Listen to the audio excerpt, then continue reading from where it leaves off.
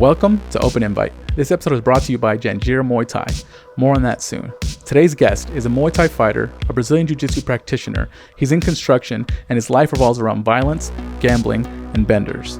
I'm sure he was laid out last night partying, but he's here with us today. Please welcome my good buddy, James. Hey guys, what's going on? Shout out to my buddy Rojo for having me on here, man. Let's go. All right, thank you for coming. I had a kind of like an intro question.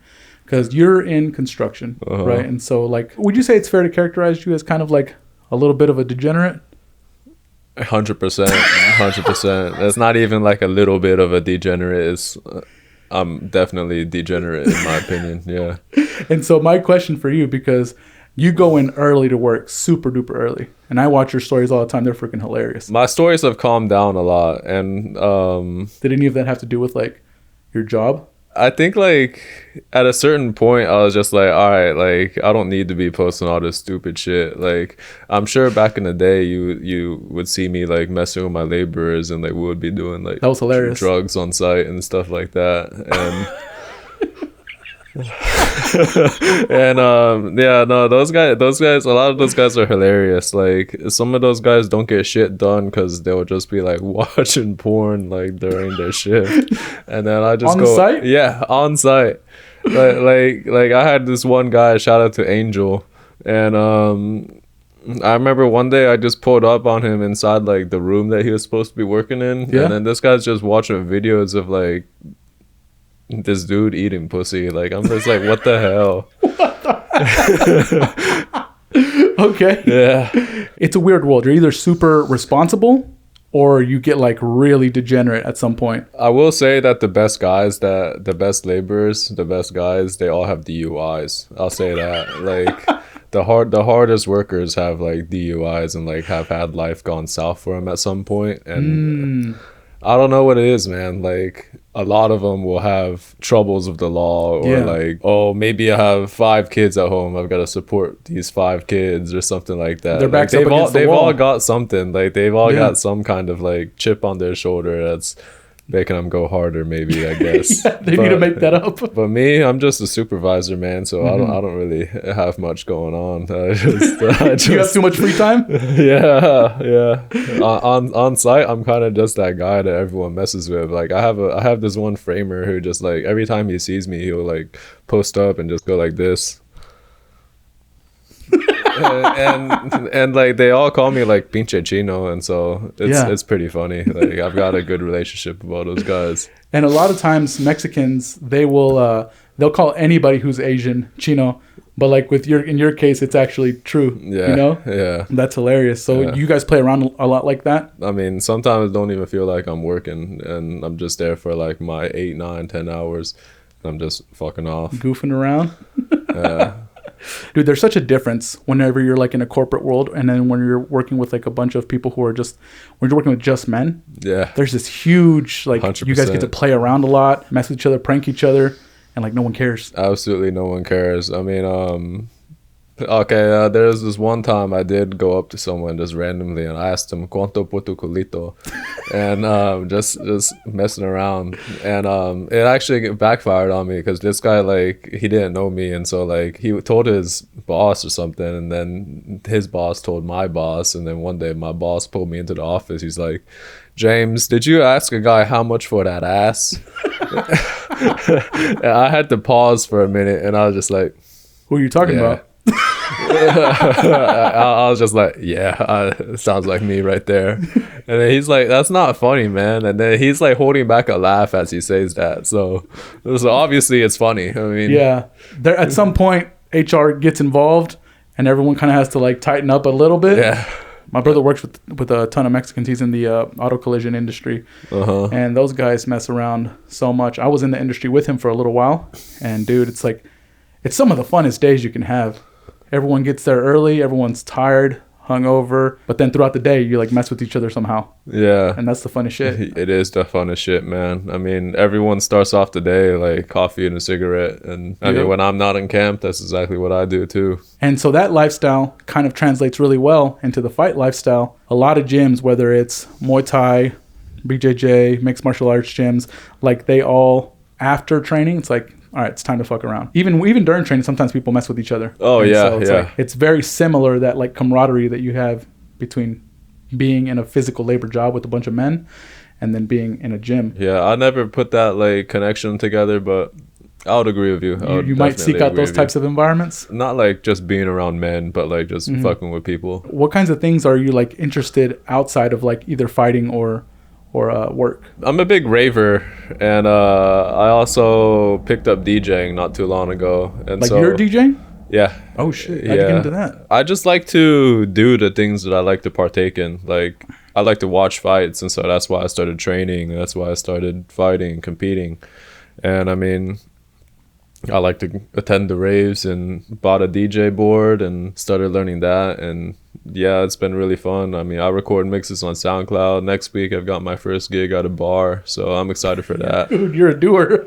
You get out there. Yeah, I'm excited for that. And not just that, but I mean, there's just a ton of girls in the rave scene, so it's fun. So, damn, you've got some pretty eclectic taste then, would you say? My whole life just revolves around electric, like being electric, you know, just having an exciting lifestyle, being an exciting fighter. You just had a smoker. Yeah. Like not too long ago at the Songkran Festival, and you got a knockout. Yeah, that right? was fun. That was cool. I don't know whether to call it a knockout or a TKO, but tell you what, the ref stepped in. Yeah. You know? So how did that feel for you? In the moment, I was like, hell yeah. And then about 30 minutes later, I was like, damn, I really did homeboy like that. He could have had a kid or blah, blah, blah. And to be fair, he was going really hard at the beginning of the fight. yeah, he had about 30 seconds of fight in him. And then I don't know what happened. And I just took over from there, I guess. Ooh. Yeah, because when I watched it back, like after like 30-40 seconds, I just started taking over and picking my shots. And he wasn't ready for that construction lifestyle. Cardio. That construction lifestyle. Best base of MMA fighting. Marab Valashvili construction. Sent to a construction site 2-3 years and forget. Yeah. give him a sledgehammer, get him on demolition. Yeah, that stuff, the repetitiveness of construction, it'll build you up. For sure. You know who Bradley Martin is? Yeah. And you know, I forget his name, the bigger Mexican dude that works construction. I think I know who you're talking about. But the point is that all these bodybuilders, they think they're strong and whatever, but then you put them to do some construction tasks, like carrying big bags of cement, and they can't hang. Yeah, and I think it's just the fact that their muscles aren't used to like going for extended periods of time. Mm-hmm. And I mean, same shit with fighting. I mean, fighting is just all cardio, especially at these lower weight classes. And so you got to make sure that your body is just ready to go for 9, 15, 25 minutes and going through all the motions, clinching, grappling, punching. You got to just make sure that your body doesn't fatigue on you, man. What do you fight at? 145? 145 will be my MMA weight, I think. Okay. But just for kickboxing and Muay Thai, I think I'll stay at 155. I don't think I got to cut that. Okay. And so do you plan to do an MMA fight? I'm looking at July 26th right now. There's a K1 event coming down to Fort Worth, and that'll be like my true debut. And so I'm really excited for that. So that's the plan. Go catch a body July 26th, and then... Is K1 not kickboxing? K1 is kickboxing, yes, sir. So then it's not going to be an MMA fight, or it is going to be an MMA fight? It's not MMA. I'd like to just get in a lot more grappling, get my blue belt and stuff like that before I do MMA bout. But just kickboxing has been real fun for me, and I think I can just rack up a lot of XP. Yeah. You're over here solo leveling. Nice, dude. Yeah. As somebody who both participates in a striking and grappling sport at a competitive level, like what do you see the difference in the cultures there between those two? I feel like the people are the same, brother, to be honest with you. Wow. I mean, just to participate in martial art training, I think you've got to have a learner's mindset. And that's why I think for the most part everyone is the same. I will say that the jiu-jitsu people express themselves more in a goofy manner. Like you look at the way Craig Jones carries himself. He's hilarious. That guy's hilarious. Versus like the Sainchais who are more playful and express themselves more in a playful manner. I would say it's just different strokes for different folks, but at the end of the day, they're all like focused on hitting a certain goal in their careers and goals for their training, and it's all the same. What I found kind of with my experience in both different sports is the people that are into grappling are really into conspiracy theories. Now that you mention it, I mean, my jiu-jitsu coach like talks about conspiracy theories all the time, especially when he's messed up. But what does he say? This guy thinks that the Holocaust like happened on a much smaller scale. Like he thinks the numbers are blown out of proportion. Damn. Let's dive deep into that. Just kidding. I mean, I love that guy, but I mean, I can't get behind that theory there, man. I can't. Oh, damn. Yeah, that's one way to really test out who really loves you, is tell them you're a Holocaust denier. Who will accept me even as a Holocaust denier? I feel like that's what Kanye did with whittling down his fan base. He was like, let's see who's really for me. Whenever I make it, I'm just going to start shouting out China. Shout out Xi Jinping. and then see who still fucks with me after that. Yeah. Well, you know, like right now the US and China are having like this big trade war. Or not trade, the like tariff war and stuff like that. But like truthfully, we're in a really bad position when it comes to that. Not just because of, like, obviously China's been in a bad position because of the tariffs and how much those are rising and kind of like crushing the economy over there. But also they have all the machinery that makes the stuff that we would need. Like if you wanted to make a product here in the US, you couldn't even do it because you don't have the CNC machines, you don't have like the CAD files, you don't have all the stuff that you would need to make stuff from the ground up. And then you don't even have the materials here. We've basically like sent all of that over the years. We sent all of that over there to China. And so they have it all. So right now they don't have like a good economy because of us, but also they have everything that we need. My parents are more educated on this than I am, but I mean, they talk to me about this.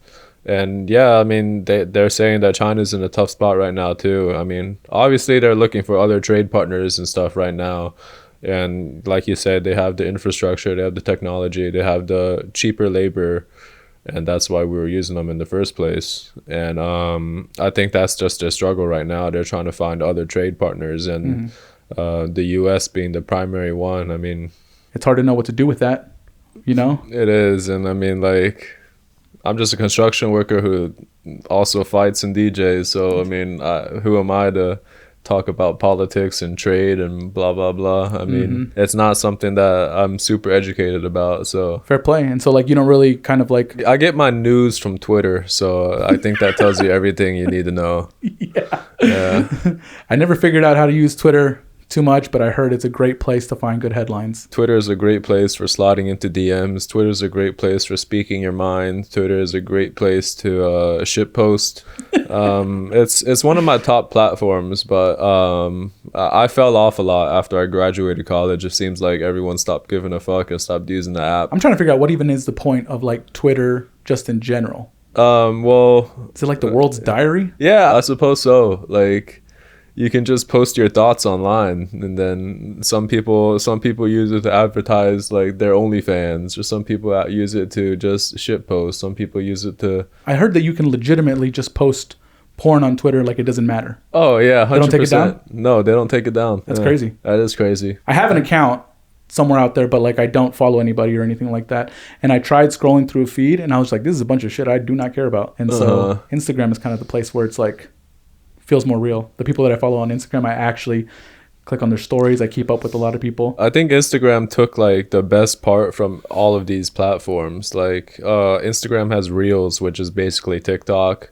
Instagram has Stories, which is basically Snapchat. And yeah, I mean, all in all, like Instagram is like the superior platform in my opinion. It's a Swiss Army knife of social media platforms. For sure, for sure. Everything. You even have notes, so that's basically just like you tweeting, and then it disappears in 24 hours. And that's what tweeting is? Tweeting, it doesn't disappear in 24 hours, but... Yeah, I heard some people have tweets that they're getting canceled for from like 10 years ago and shit. Oh, that happened to me, man. You got canceled? I got canceled on Twitter. I think I was beefing with some fat hoe.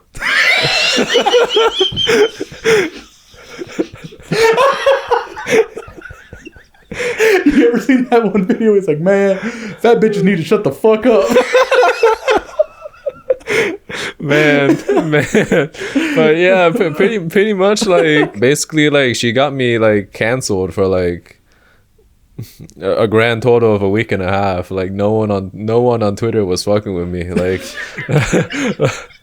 like everyone was just like, look at this Chinese piece of shit. He thinks like fat bitches don't deserve food or something.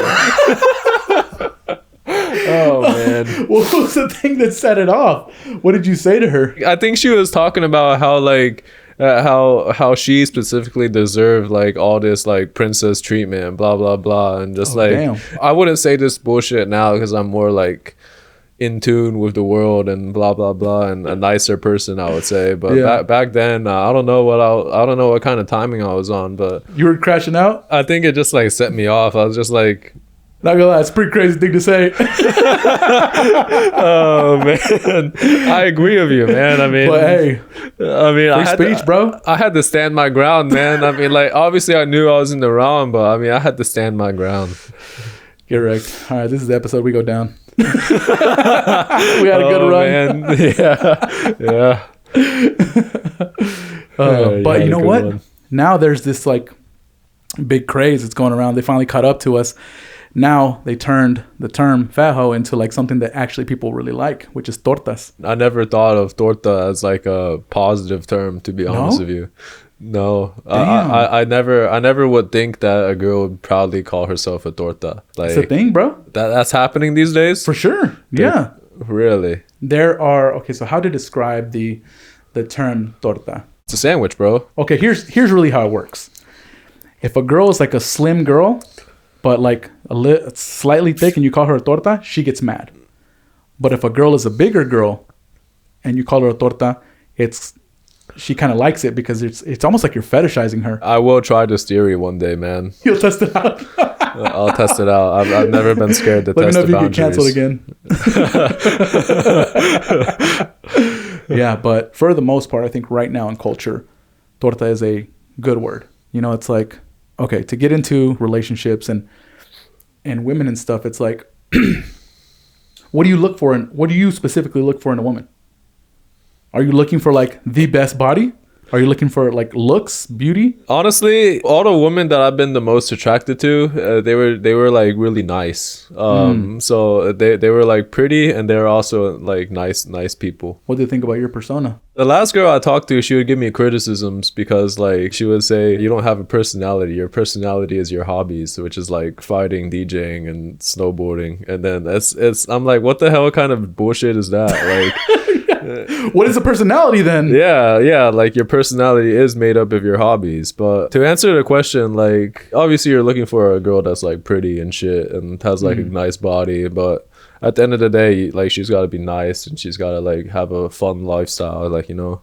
And I don't know, I mean, I guess I'm attracted to rave girls. So how young are you? I'm about to be 24 next week. Oh, okay, this makes a lot of sense. Next week? Yeah, nice. Next week. You got anything planned for your birthday?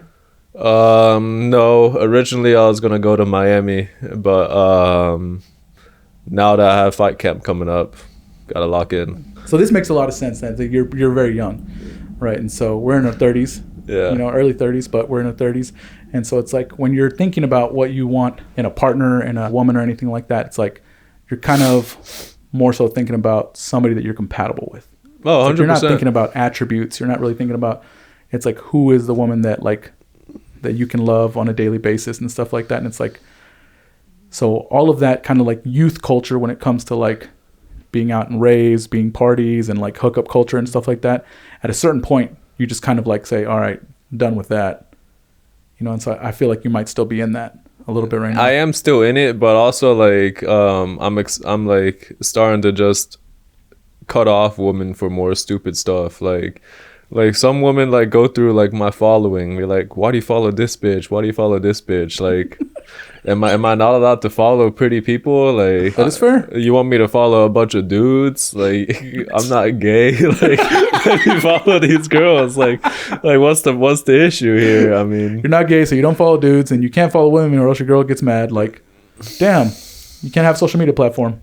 Pretty much, man. I mean, eventually you'll find one that's compatible with you and come around. And it's all good. But until then, I mean, stay focused on the mission. And what is the mission? Become champ, baby. All right, a quick break from the episode. You've been trying to get in shape, right? Let me tell you about this place, Janjira Muay Thai out in Carrollton. This ain't your average cardio kickboxing with top 40 remixes on a yoga mat, all right? This is the real deal, elbow throwing, shin slamming, authentic Thai fight culture. The people there, coolest folks you'll ever meet. Real community vibe. And the best part, you can just drop in, pay the day rate, try it out, sign the waiver, and train like a dang warrior. Don't worry about getting your cardio up before coming in. The type of cardio you'll need is the type of cardio you can only get by coming in and giving it your all a couple times a week. So if you want to level up, I could not recommend these guys highly enough. Swing by Janjira Muay Thai or visit janjiramuaythai.com to schedule your first class. Back to the episode. My goals myself is just to make it as far as I can. And honestly, if I make it to just like one kickboxing or something like that, I'll be very happy with what I've achieved in my career. And like if you make it to be signed by them, yeah, that's a big it's a big goal. And at the end of the day, I'll be happy if I've just challenged myself and gone pro and taken like a couple of fights and seen exactly like what I'm made of and what I can do. That's actually a very noble thing that you said right there. You want to find out what you're made of. For sure. I feel like a lot of people have no idea what they're made of. And fighting is a very easy way to find that out. I encourage all of these like young men in these days just to try out a fighting gym. I mean, you don't necessarily have to compete or nothing like that, but if you're in that environment, boxing, jiu-jitsu, Muay Thai, MMA, if you're in that environment, it just like makes you so much harder of a person. And I think that's a very great like thing to do for yourself and just be a stronger person, be a stronger man. And yeah, it doesn't even have to be like fighting or any sort of mixed martial art or anything like that. It could be rock climbing, could be biking, could be racing, could be triathlons, you know, like anything that you do to have to like push yourself to the limit and further than that. Yeah, it's incredibly valuable. Yeah, I gave one of my homies shit like a couple weeks ago. Like this guy's like pushing 35, and this guy posted like a picture like with like some girly filter talking about summer's here, and I just died laughing, and I started clowning him. And he didn't like that very much, and so he got like real sensitive. And he's like one of these people who do like cardio kickboxing and blah blah blah. Oh, okay. And obviously he's trying to better himself, but that's my homie, so like I'm allowed to clown him. And that's the culture, man. Yeah, that's the culture, man. I mean, he's also a Latino in construction, but he got real butthurt over this, and so we all have mended fences. We're always gonna be cool at the end of the day, but that guy, I really got on his nerves that one time. I wonder what it is about men that can be that prideful to get that butthurt over something that it's like it's just your boy fucking with you, you know, because it's like that is the male camaraderie way. Yeah, that is what we do. We just mess with each other, give each other shit. I would agree. If I have a friend and he's not willing to bust my balls, I don't know that I trust him. You know what I'm saying? I don't know that I trust him. That's crazy. A crazy thing to say. Because it's like the closest friends that I have, we always mess with each other. You gotta keep it real with your homie. 100%. Damn, I thought I was gonna fucking motherfucker Jones. Fuck you, 7-Eleven. 7-Eleven. Fuck you, 7-Eleven. Fuck you, 7-Eleven. What the hell? That's actually where I went. Because that's probably why they hit me up. Because I went to go get our drinks there. But anyways, fuck them. That's what we on in this episode. Fuck 7-Eleven. Fuck tortas. Fuck China and outsourcing labor, I guess. man, this episode's been crazy. You know what? Fuck Joaquin Buckley too. Oh, did he win last night? No, he got trashed yesterday by Kamaru. Yeah. Damn, dude. He got wrecked. He got wrecked by that guy with no knees? Honestly, Kamaru looked good. Like his knees looked great. Like damn. He was shooting fast. He was moving good, and he got kicked in the leg a couple of times, got oblique kicked a couple of times, and he was still fighting. He was good. He looked good. I think a lot of people counted him out because he lost to Chimaev on 10 days notice at middleweight. Chimaev is a freaking freak of nature, though. Yeah. Even still, like Kamaru still took Chimaev the distance, Yeah. broke his hand, and put on a good fight for him. So you were going for Joaquin Buckley? I was going on Joaquin Buckley. He lost me my money. Damn, dude. How much did you put on him? 1,000. Bro, you are freaking wild, bro. 1,000? Gambling addiction, bro. The most I ever put on a fight is like $50. Oh yeah. That's 1,000 is crazy, bro. Hey man, you live that life. Whatever, bro. People say that it's like it makes it more fun. It is. It does. Yeah. It does make it more fun, man. You ever bet on someone that you didn't actually want to win, and now you're rooting for them, and you kind of hate yourself for rooting for them? That's how I feel in 2 weeks with Ilia Topuria fighting Charles Oliveira. Who are you going for? I'm going for Charles, but I think I'll just avoid that fucking fight. But I know myself. I'm gonna end up putting money on Charles Oliveira. Or some Don't do it, shit bro. Like that. Don't do it. No. That's what everyone's gonna tell me, and I'm still gonna do it. Dude, Ilya is the real deal, bro. He is real. Well, man, I just hope Charles Oliveira gets his back and doesn't let go. Yeah, I've seen videos of Ilia Topuria like rolling with people and rolling with like serious grapplers, and he moves good, but I would not put money on that like that. At least not $1,000 or anything like that. Nah, not $1,000. Nope, definitely not. How many $1,000 can you afford to lose every month? Well, damn. I've had a crazy run with gambling this year. I mean, the last time you saw me, April, I was in the hole about $8,000, and so. and so my coach had told me, I'll give you $100 if you knock this guy out. And so I was like, bet. And so I went out there and I did my thing. And now you're 7,900 in the hole. No, brother. I took that $100 and then I flipped that into like $8,000. And so between April and June, I basically recovered everything. Now I'm only $1,000 down. Hey man, props. Came back. You came back. Yeah. What do they say about gamblers? It's like 99% of gamblers quit right before their big win. You don't quit. No, I do not quit.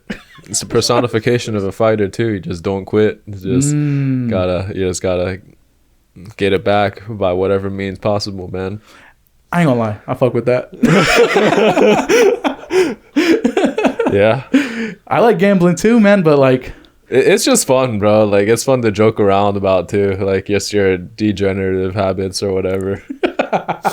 Do you feel like you'll grow out of that at some point? Yeah. Yeah. I think it's not sustainable. It is not sustainable. Yeah. Yeah. Do you feel like you have purpose in life right now?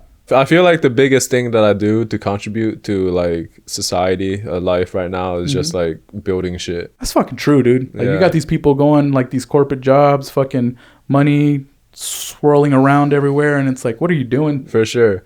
Like I can like go on a drive and then just show you something that I built, or like show you what I'm currently working on, and then that's badass. Yeah, like congrats on finishing that one building. Oh yeah, that building's nice, and this current project I'm working on I can't really talk about, but I'm super excited to it's a fucking casino, I bet. It's close. Oh shit. It's close. It's a theme park. All right. So I'm gonna finish that in like a year's worth or so, and then that'll be super cool. Would it happen to be in Frisco? Yeah. Oh shit. Yeah. I know. Everyone knows about it already. Yeah. So I mean, there's no point in keeping it. Is it the Universal Studios? Yeah. Oh, that's gonna be tight, dude. You got to build a back entrance somewhere. A back entrance. that'd be dope. A little tunnel that gets you in. That real El Chapo style. Yes, dude. Free entrance into Universal Studios.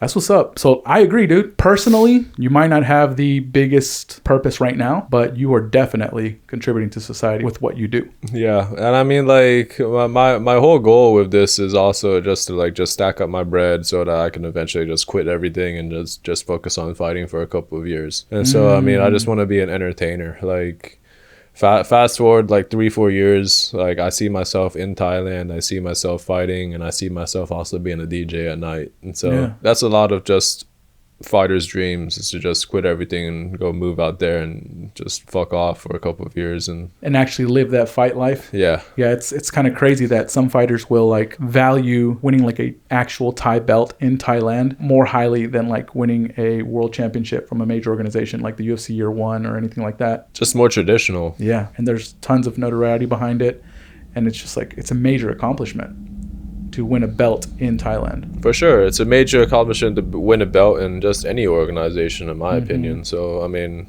shout out to even like my buddies on the amateur scene. Mason Williamson, he's a guy on XKO. I mean, that guy's, he was like one of my day one training partners when I moved out to Dallas. And so that guy's been on a tear, and he's defending his title soon and should go pro after that, probably. So, dude, I have a huge respect for amateur fighters that are like champions. Yeah. Because it's like everyone's coming for you. Yeah. And you're not getting fucking paid. You got this big old target on your back, and all for what? To eventually go pro, right? Yeah. That's the goal. You want to go pro. Yeah, you get people who go pro just like having a couple of amateur bouts. I mean, all power to you, man. I mean, if you're in it for that, if that's your goals, I mean, everyone's careers trajectories are different, man. So that's true, and everyone's life is different. Some people might need the money that comes with being a pro, and it's like you can't afford to just keep on trying to make it in the amateur scene. You got to start making money, even if you're losing. The name of your fight gym is C4, right? And so what's kind of the culture like there? Like, what is everyone aiming to do? They're definitely trying to fight and just get XP and become a better fighter. And I think that's what most of us who aim to compete are trying to do. We're just trying to better ourselves, and it's about probably a good 50% of our people are aiming to do just fight and get better. And I think the other half are probably just in it just to have fun and push themselves. And you need those people who are there to give you looks, who are there to not necessarily like ring your bell or anything, or just like, you know, go hard on you, but they want to help you. Oh yeah. Shout out to everyone. Shout out to all the bodies for sure. How do you feel about hard sparring versus light sparring? I'm a big fan of the Thai style of sparring where it's just playful and light. I feel like you get a lot better that way. But I mean, hard sparring, like I feel like in a lot of just play spars, like someone catches something with something and then y'all escalate from there. But I feel like as long as you're cool with your homie, like I feel like that's something you do with your homies. Just play spar and then escalate it just because like I got hit with some bullshit. Yeah, you trust each other, you have that relationship, and then like you laugh it off at the end of the day. Did you see what John Jones been saying right now that he's in Thailand? He gave them like a big speech at the end of it, but one of the last things that he said to them was like, one thing that I really want to emphasize is like light sparring, because you only have so many hits that you can take to the head before you start, like it starts degrading. You know Nam Phan? Nam Phan? Yeah, you remember Nam Phan from the Ultimate Fighter? He was a Vietnamese guy, and he was in the Ultimate Fighter, and he was beloved by the fan base because he was such a warrior. He would get out there and just really fuck shit up. But right now, if you hear him talk, he talks really slurry. That sounds like I'm saying that he's throws out slurs, but you ever seen those posts on Instagram where someone's like, what race are you? I want to throw you a racial slur. No, but that sounds like some shit that I would do. That's why I brought it up. But yeah, he was saying that like you only have so many hits that you can take to the head. And so you need to be training with people that you trust, because if they hit you too many times through training, one of the things that I liked so much that Connor said in The Ultimate Fighter whenever he was on there, he's like upgrading your hardware without downgrading your software or something like that. I like that. Yeah, but at the end of the day, it's a mental sport. Like, obviously you need the physical capabilities to perform at the highest level, but I think the brain is what's going to separate you from everyone. I mean, everyone's going to be fit, athletic, blah, blah, blah, strong. Everyone's got power, but not everyone's got that just like mental edge, just technical aspect of it, or something like that. But yeah, your reaction time starts to go down big time. Israel Adesanya as an example, like that's my favorite fighter, and I think he's like 36 now, and I think just with his last fight, I think we saw that his like reaction speed and everything else was just deteriorating. Yeah. And I think just like there's fighters who are proving that age is not a factor, Volk, Kamaru, but there's also like for the most of these examples, like the more you age, the more damage you take, like the worse you perform. Izzy's a really sad case because he is such a go to the sport. Yeah. His he rise influenced so many people. Yeah, and he's so great. I still think about that one thing where he went up with Anderson Silva, the freaking such a cool moment. I know people give him shit about how like he was cringy or whatever. Yeah. But looking back on it, it's like such a cool moment. He thinks in such a cool way. He thinks like he's in he acts like he's in an anime, and yeah, like that's how I kind of treat life too. Like I'm in a video game. Like at the end of the day, you are player one in your own life. So I kind of picked up on that when you keep on referring to experience as XP. Oh yeah. I was like, this dude. I mean, are you a gamer? I used to be a big like League of Legends guy and shit like that. That's a DJing game. You could really go down. A DJing game. Yeah, dude. Well, I was I think I was like top 3% in the world at one champion. So that I only played this one dude, and so I was like top 3% in the world. Mm-hmm. Damn, dude. I've seen a lot of cases where boyfriends will get their girlfriends into League of Legends, and then the girlfriends will get more obsessed with League of Legends than the boyfriend, and then their relationship deteriorates because the girl gets degen. Really? Yeah. Really? I didn't know League players could get girls. Not for long. Not for long. Yeah. Hey, man, whenever I quit playing League, that's when I started getting girls. I'll tell you that. Probably a correlation here. Correlation. Oh, man. Back to Izzy. I really hope that he takes this opportunity to just kind of slow down and transition into a different type of career. I think his reaction videos to all the fights that happen, they're hilarious, man. I know he himself thinks he has more fight in him. For sure. So I hope like he comes back against the proper opponent, and I hope he gets to put a statement win, and then I hope he can go out on a shield, like, and not go on like a Tony Ferguson like derail. Like that's something that you don't want to see in any fighter. It's crazy to think that Tony Ferguson was at one time neck and neck with Khabib Nurmagomedov. Oh yeah, like people really gave him a chance. I think at the end of the day, Khabib would have smashed, but for sure. But like no one like would have said no to watching that fight. He's a cash cow. Oh yeah, you can put him on any card and people are going to come to see him. There's people like that. You're very right about that. And props to the UFC for like, you know, cutting some of these guys that are past their prime. Like, it's just time for some of these guys to go. You know, you got to know when to kind of cut it whenever it's like it's over. You know, so I really appreciate you for coming on the pod, keeping it real, bringing kind of these funny reactions out of me and you. It's been really fun bringing you on. Thank you so much for coming. And thank you so much for watching, guys, out there. Make sure to like and subscribe. Hit that notification button. Thank you once again to Janjira Muay Thai for sponsoring this episode. Is there anything that you kind of want to tell the people? You got something coming up? Follow you somewhere? I'm trying to get a fight right now for July 26th. So that'll be at William Rogers Memorial Stadium in Fort Worth. If I get on there, I'll be very excited to go out there and perform a show for all of you guys. And follow me on Instagram. Shout out to the boy Rojo. Instagram is at jefe.jayy.